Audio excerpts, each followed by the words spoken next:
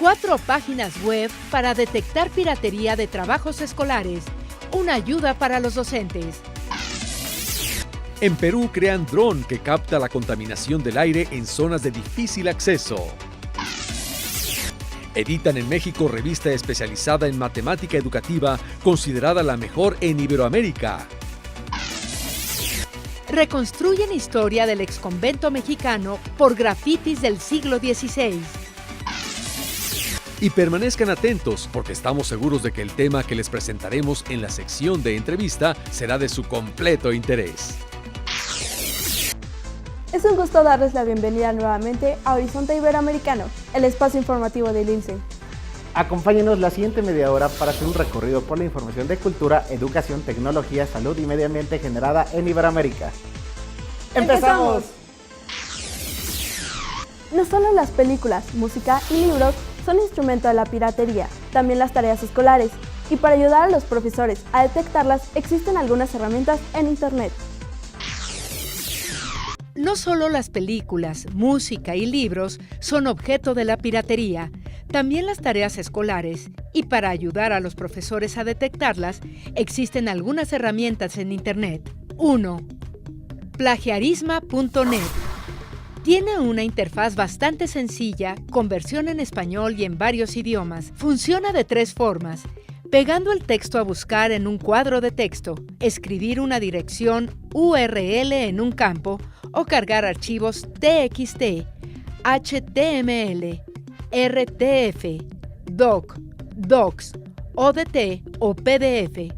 Se pulsa el botón correspondiente y muestra en color amarillo lo que es contenido exclusivo y en color gris lo que haya encontrado duplicado en la red. Además, al final, el resultado incluye el porcentaje de originalidad del texto. Por ejemplo, si es un 50% copiado de algún sitio y 50% original. 2. Viper. En este caso, no es una página como tal, es una aplicación para descargar e instalar en la computadora y mediante Internet se hacen las búsquedas de contenido plagiado. Viper es gratuito y tiene su versión en español. Soporta diversos tipos de documentos, entre los que se encuentran los archivos más populares de Office, PowerPoint y PDF. 3. Turnitin. No es un servicio gratuito, sin embargo, es de los servicios más populares entre las universidades para evitar el copy-paste en los trabajos escolares. La diferencia con las herramientas anteriores es que en este caso, los estudiantes pueden hacer anotaciones a textos ya revisados. 4. PaperRater. Cuenta con una versión gratuita donde se pueden subir documentos de hasta 5 páginas e indica la originalidad del artículo. Además, se puede simplemente copiar un texto de alguna de las tareas y la página en segundos muestra si es un texto 100% original o es una copia de algún sitio en Internet. La diferencia con su versión de paga es que en esta última se pueden verificar documentos de hasta 20 páginas. Cabe recalcar que estas herramientas no solo son usadas por profesores, también son usadas por alumnos, ya que algunas opciones descritas tienen la capacidad de indicar la fuente de donde proviene el contenido buscado y así poder incluir referencias que hayan pasado inadvertidas. Cada vez más vemos que los drones se incorporan a diversas actividades. Una de ellas es el monitoreo de contaminantes y de esto nos habla la siguiente nota. A fin de calcular los niveles de contaminación del aire en zonas de difícil acceso, un equipo de investigadores peruanos logró desarrollar un dron capaz de medir los niveles de los gases contaminantes en las cimas de los Andes peruanos y bajo las condiciones climáticas más extremas. El prototipo es el proyecto de tesis que la ingeniera Mónica Abarca, de la Pontificia Universidad Católica del Perú, desarrolló con la asesoría de los profesores Francisco Cuellar y Carlos Saito. La aeronave es capaz de cargar hasta 2 kilos y está equipada con sensores que miden gases como el dióxido de nitrógeno, dióxido de azufre, monóxido de carbono, ácido sulfídrico y ozono, además de partículas de polvo. El profesor Cuellar explicó que la idea surgió por la imagen que tenía en mente de las chimeneas de las fábricas, que son puntos de contaminación de difícil acceso para las personas que desean medir la calidad del aire. Los investigadores no solo se preparan para el nuevo desafío de altura que afronta la aeronave, sino que buscan elaborar diseños más accesibles y portátiles. Tener cada vez más de estos drones en funcionamiento nos permitirá obtener más datos y democratizar la información sobre la contaminación del aire en el Perú, puntualizó Cuéllar. Cuando hablamos de fotografía en México, es imprescindible hablar de los Álvarez Bravo, Manuel y Lola, esposos que marcaron un estilo que sigue provocando admiración dentro y fuera del país. Desde muy joven, en su natal Oaxaca, Manuel Álvarez Bravo encontró su vocación en la fotografía. De formación casi autodidacta, en 1925 obtuvo su primer premio en un concurso local y en ese mismo año contrae matrimonio con la jalisciense Dolores Martínez de Anda, quien asumió la misma profesión y tomaría artísticamente su apellido. Ya en la Ciudad de México, Manuel y Lola instalan en su casa el taller de fotografía Álvarez Bravo y trabajan juntos por un tiempo hasta su separación sentimental en 1934, año en que cada uno empieza su brillante trayectoria individual. En la década de los 40, Manuel consolida su estilo con recursos tales como la yuxtaposición, el aislamiento de detalles y el ordenamiento con rigor geométrico. Por su parte, Lola fotografió una amplia variedad de temas, tomando imágenes documentales de la vida cotidiana en pueblos de México y las calles de las ciudades, retratos de grandes líderes, de escultura prehispánica y arquitectura, entre muchos otros. Ambos artistas de la lente son referencia obligada para las nuevas generaciones de fotógrafos y admiradores de este arte. México se coloca a la cabeza en Iberoamérica en cuanto a las revistas especializadas en matemática educativa. Estos son los detalles. La revista latinoamericana de investigación en matemática educativa, RELIME, dirigida por investigadores del Centro de Investigación y de Estudios Avanzados, CINVESTAV, es hoy considerada la publicación número 1 en México y en Iberoamérica, en su área de especialidad en las ciencias sociales, gracias a su impacto alcanzado, lo que la coloca como una de las más reconocidas e importantes publicaciones periódicas en los países de habla hispana, tanto por su calidad como amplitud de circulación en línea. Esta revista es la mejor calificada de entre 14 publicaciones dedicadas a las ciencias sociales en México, y entre las 8 que existen en Iberoamérica por su relevancia, número de citas, repercusión en la comunidad científica y calidad de los estudios publicados, señaló Ricardo Cantoral Uriza, director editorial y jefe del Departamento de Matemática Educativa del CINVESTAV. Las teorías como la socioepistemología, la etnomatemática, los registros semióticos, la teoría de situaciones, entre otras, son temas habituales en sus páginas. Recientemente, el raciocinio geométrico, el razonamiento estadístico, la paradoja cognitiva de Duval o las pruebas escritas como estrategia de evaluación son algunos de los temas que tratan los artículos que hoy reciben de todas partes del mundo, escritos por especialistas en matemática educativa que buscan publicar en RELIME, señala Gisela Montiel Espinosa, investigadora del CINVESTAV y editora asociada. Su comité científico está compuesto por líderes mundiales en el campo de las ciencias sociales de Canadá, Italia, Reino Unido, Israel, Francia, Cuba, México, entre otros países. Además, su seriedad y exigencia académica se demuestran en las variables para aceptar artículos: originalidad, actualidad, ubicarse en el campo, calidad científica, estructura y coherencia, entre otros.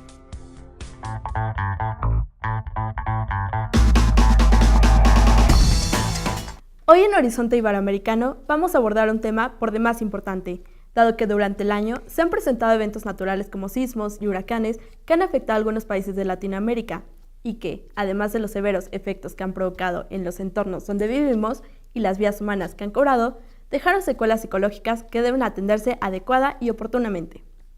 Para hablar del estrés postraumático en los niños, nos visita en el estudio la psicóloga Violeta Rivera Santa Rita, especialista en Psicología Clínica y de la Salud. Actualmente cursa la maestría en Psicología y de la Salud. Cuenta con entrenamiento en intervención en crisis y urgencias psicológicas y formación en bioética. Ha participado como integrante en comités hospitalarios de bioética, trasplantes y morbimortalidad. Ha sido docente de estudiantes de diferentes niveles académicos, incluidos médicos internos, residentes y estudiantes de psicología. Actualmente tiene su consultorio en el Hospital Ángeles Acoxpa. Bienvenida, doctora. Gracias por acompañarnos. Gracias a ustedes por la confianza. Inmediatamente después de que ocurrió el evento, ¿qué es lo que se debe decirle a los niños y qué actitud debemos tomar con ellos? A los niños hay que hablar con ellos sin hacer diferencia entre adultos, niños, es decir, los niños son humanos, son personas y tenemos que dirigirnos a ellos tal cual son. Es decir, no debemos minimizar la comunicación solo por tratarse de niños. ¿Qué debemos hacer? Cuidar la calidad de la información, es decir, qué voy a filtrar, qué voy a explicar, en qué momento lo voy a hacer. Definitivamente cuidar las fuentes de la información. El tono de voz que voy a usar puede ser un tono muy alarmista, el que no nos ayude, puede ser un tono que hable desde mi ansiedad como papá y que no transmita justamente la seguridad y la confianza que necesitamos. En cuanto a la información, es importante ir detallando lo que los niños van preguntando. Es decir, un niño que es capaz de preguntar es capaz entonces de recibir una respuesta. Un ejemplo claro.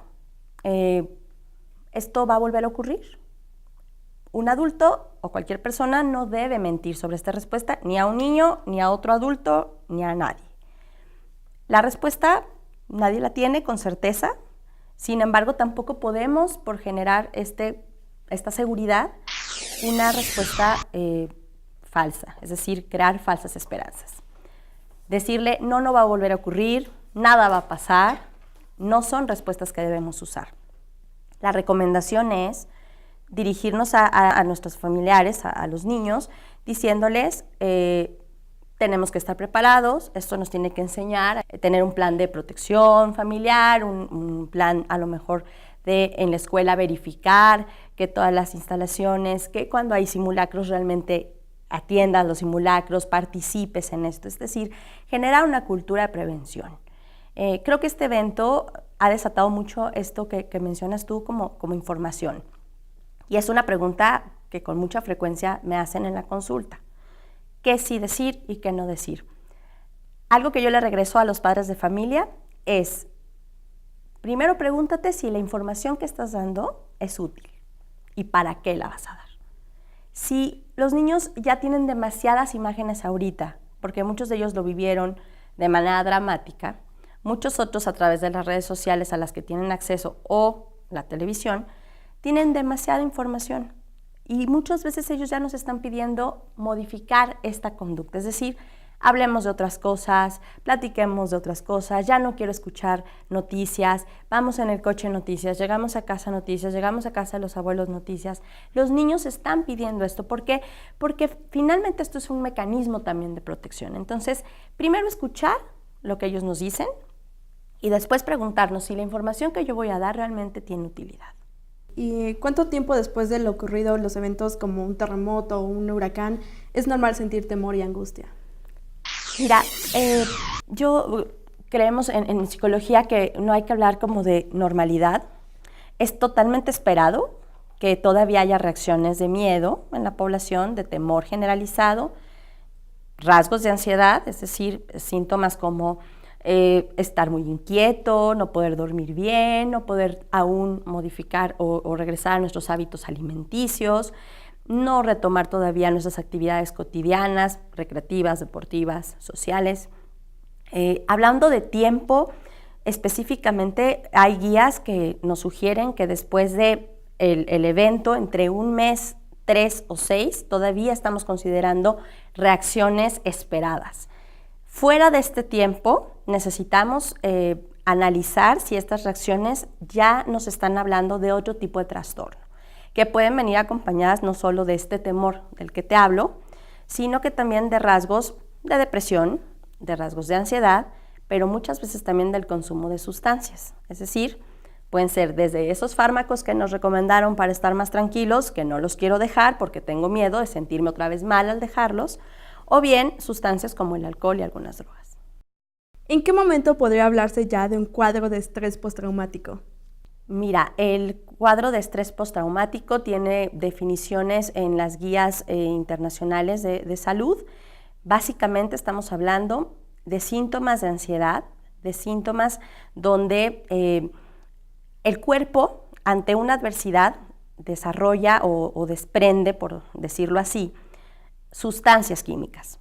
Estas sustancias son las que generan una serie de reacciones para que el cuerpo también responda a correr, a esconderse, es decir, todas estas reacciones fisiológicas que vemos como sudar, llorar, incluso en muchos de los pacientes vemos que no hay control de esfínteres, que llamado es que por los nervios, ¿no? Que sentí. Bueno, esto lo podemos ver también como una respuesta fisiológica ante este evento tan dramático. Este evento, digamos que estas sustancias que generamos a partir del estrés, en una cuestión totalmente esperada tendría que regresar a sus parámetros normales, ¿no? O los parámetros que se marcan. ¿Para qué? Para que el cuerpo vuelva a funcionar normal. Sin embargo, cuando estas sustancias no se han regulado, continuamos sintiendo exactamente lo mismo. A eso le llamamos realmente, es uno de los indicadores de este estrés postraumático. Es decir, después de un tiempo que yo intento estar bien, fisiológicamente no lo estoy, y entonces lucho mucho más, ¿no? Como para estar bien o sentirme bien, generar este sentimiento o esta estabilidad, ¿no? que necesito. Ahora, si entendemos que esto es una respuesta fisiológica y también lleva un tiempo de volver a regresar estos parámetros, lo que tenemos que hacer es identificar otros factores. ¿Cuáles? Una persona que, por ejemplo, no quiere o se siente incapaz de regresar a sus actividades, de retomar lo que era la vida cotidiana. No le vamos a llamar vida normal porque para todos la vida normal, pues el 19 nos cambió. Ahora tenemos que empezar a hacer cosas para que esta nueva forma se convierta en la normalidad, por así decirlo. Entonces, entendiendo que esto es la suma de muchas cosas, como te decía, la parte fisiológica, la parte química, la parte de no sentirme capaz de regresar a mis actividades, también de abandonar ciertas cosas por miedo, es decir, no, yo ya no quiero regresar a ese deportivo, yo ya no quiero ir a tal cafetería que estaba cerca de una zona que se vio afectada. Es decir, este temor generalizado que dura y que a pesar de que lo racionalizo, no logro entender que es algo que tengo que retomar o que puedo retomar, o bien cambiar a lo mejor un poco el escenario y el ambiente para favorecer que nuevamente yo pueda retomar esto. Se ha experimentado en esta situación, y esto es a comentarios de mucha gente que hemos atendido y compañeros nuestros que estamos en el campo de la salud, esta sensación de impotencia que no está descrita como tal en las guías, pero que la hemos tenido que incorporar en el trabajo clínico. ¿Por qué? Porque a pesar de que se hacen esfuerzos, mucha gente dice, es que creo que tengo que seguir haciendo más, y justamente en el momento más crítico estábamos como súper desbordados para lograr esto. Los síntomas de ansiedad que ya te mencioné, que son estar intranquilo, estos pensamientos catastróficos que acompañan muchas veces los trastornos de ansiedad, que tiene que ver con magnificar o ponerle una lupa a todo lo que pudiera suceder. Es decir, una persona que experimenta estos pensamientos catastróficos va a decir, no, yo no puedo volver a caminar sobre esta calle porque se va a caer, se va a derrumbar o va a llover y entonces me va a pasar algo. Siempre se van al extremo de lo peor que puede suceder. Es decir, este temor se generaliza y entonces se deriva en un ataque de pánico o en personas que no pueden movilizarse, ¿no? Se quedan totalmente parados, pasmados. Es gente que incluso llega a la sala de urgencias creyendo que se está infartando, que se va a morir, que se va a desmayar, que no puede respirar, que no puede tragar, por ejemplo, experimentan mucho esto. Y ciertamente son síntomas que generan una preocupación mucho más grande. Es decir, si ya de por sí mis pensamientos me llevaban a sentirme mal, sentir ahora estos síntomas, ¿no? Que si sudo, que ciertamente siento que no puedo tragar, que mi corazón tiene palpitaciones mucho más rápidas de las acostumbradas, es decir, siento taquicardia. Entonces, esto hace que la persona experimente todo esto y genere, como te digo, todo este cuadro. ¿Y las pesadillas también son síntomas de estrés postraumático? Los terrores nocturnos en los niños sobre todo en los niños, son un síntoma clave. Sin embargo, hemos detectado que, por ejemplo, hay niños que ahorita en estos días, además de que no han querido dormir solos, que es una recomendación que yo he hecho, seamos pacientes. Algunas mamás me decían, es que ya habíamos logrado que mi hijo durmiera solo en su habitación, ¿no? O que los hermanitos también, cada uno estuviera en su cama y ahora todos estamos como en el mismo lugar. Seamos pacientes, hacer un campamento en la sala no va a romper con estos hábitos, es decir, es una situación catastrófica, es una emergencia y hay que entenderlo también así, y que los niños también puedan obtener ese tipo de herramientas y decidir dónde me siento más seguro, y si es durmiendo a lo mejor en colchonetas en la sala con mamá, con papá, teniendo a lo mejor un proceso paulatino para regresar a la habitación, eso es muy válido. Algo que nos ha funcionado es, ok, ya pasaron los días donde dormíamos todos juntos en esta habitación o en esta sala, ahora vamos a intentar ver por horas si te sientes cómodo de regresar a tu habitación con una linterna de mano que tengas tú, es decir, es regresarle el control a la persona, sea niño o sea adulto. Esta estrategia funciona igual. Sin embargo, te repito, esto sí se puede llegar a presentar, pero no es exclusivo de los niños. También muchos adultos están experimentando trastornos del sueño. ¿Por qué? Pues porque evidentemente llevamos un evento fuerte durante la noche, ¿no? Mucha gente apenas se iba a dormir o estaba en las primeras horas de sueño, otro evento a mediodía y otro casi al despertar, que fue el sábado siguiente. Entonces, si te das cuenta, son eventos donde definitivamente hemos perdido como el control, ¿no?, de estas cosas y hay que recuperarlo. Entonces, ser pacientes, entender que estas pesadillas también son transitorias, y en eso quiero ser muy enfática. Todos los síntomas de los que estamos hablando son transitorios, es decir, pueden permanecer durante un tiempo, pero después van a disminuir y también pueden desaparecer. Hay personas que viven con ansiedad 30 años, por supuesto, pero ese es otro fondo y es a lo mejor algo que ahorita se acentúa y tienen más síntomas. Pero hablando de estrés postraumático, si se atiende con herramientas adecuadas, dando apoyo psicológico, y también quiero aclarar, no toda la población va a requerir una terapia extensa. Es decir, ahorita lo que estamos haciendo es terapia breve, es terapia de intervención en crisis, que lo que hacemos es atender estos síntomas, tratar de ayudar a la población para que vuelva a recuperar este control del que te hablo y pueda empezar a tener esta normalidad dentro de su día a día. ¿Dónde te podemos contactar? Claro que sí, pues yo estoy ubicada en el Hospital Ángeles Acoxpa, ahí está mi consultorio y voy a dar el teléfono, es 56-795-1000 con la extensión 2506, o directamente al conmutador para que puedan localizarme, y mi número celular es el 55 27 29 9203. También por ahí pueden encontrar en las redes sociales, publico estrategias en todo momento de lo que se puede ir trabajando, ansiedad, depresión, trastornos de sueño, y al celular, pues evidentemente, pues todos los WhatsApps y demás, para poder hacer algunas recomendaciones también, y con todo gusto. Muchísimas gracias por ¿De haber qué? acompañado. Gracias a ustedes. El estudio. Continuamos. ¿Grafitis del siglo XVI? Así es, y se encuentran en una de las construcciones religiosas más importantes del estado de Hidalgo, en México. Veamos qué nos dice al respecto la siguiente nota. A partir del estudio de los grafitis del siglo XVI en el exconvento de San Francisco de Asís, en el estado mexicano de Hidalgo, se reconstruye el pasado, señaló el Instituto Nacional de Antropología e Historia, INA. Además, se abre una línea de investigación en torno a esta expresión de la plástica mexicana en diferentes épocas y su evolución, agregaron los arqueólogos Pascual Tinoco y Elías Rodríguez, de acuerdo con un comunicado del INA. Los investigadores expusieron que los grafiteros de dicha centuria plasmaron diversas escenas de la vida cotidiana en varios sitios de ese conjunto conventual, el cual sobresale por albergar al templo de San Hipólito.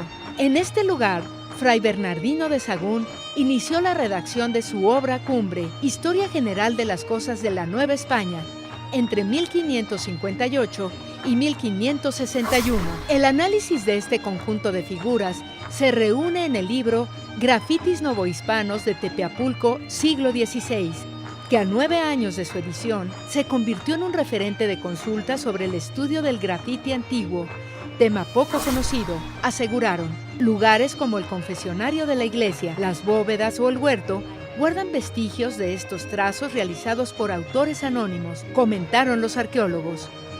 Una de las escenas más representadas es la celebración de Corpus Christi, que se efectuó por primera vez en la Nueva España el 11 de agosto de 1529, con figuras de vírgenes, diablos, soldados, caballos con jinetes y fiestas taurinas.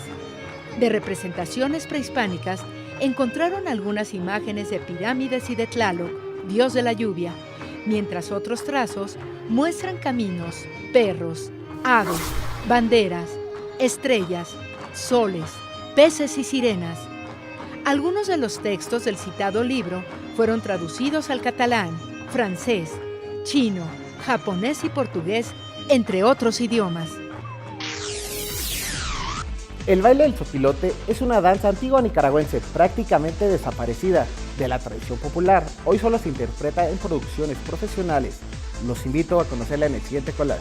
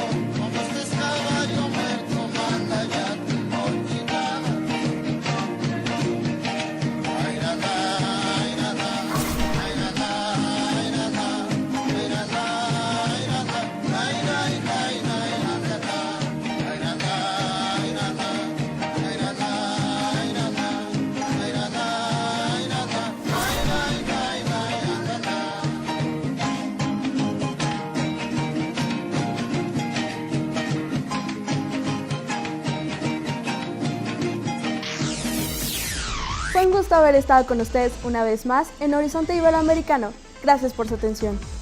Suscríbanse al canal de YouTube ILCE TV, en donde van a encontrar esta y todas nuestras emisiones.